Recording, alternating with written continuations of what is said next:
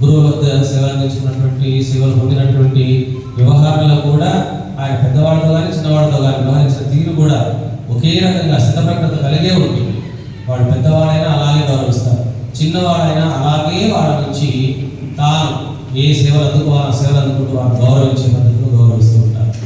నిన్ననే మనం చూసినాం పల్లెల రామ్మోహన్ రావు గారిని పిలవడము, మరి మనందరికీ కూడా ఒక చక్కని అవకాశం కల్పించి మీరందరూ ఈ రోజు అందరూ కూడా చాలా మంది మాట్లాడుతుంటే విన్నాను.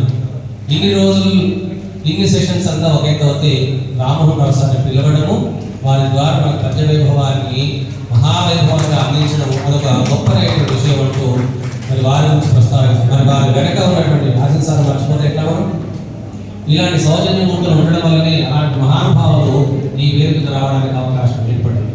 మరి వీళ్ళ మనసులో అటువంటి సౌజన్యం ఉండడం వల్లనే మనకు అనేక రకాలైనటువంటి కార్యక్రమాలు చేపట్టడానికి మనం అందరం కూడా వాటి వల్ల ఫలాలు అందుకోవడానికి అవకాశం కలుగుతుంది.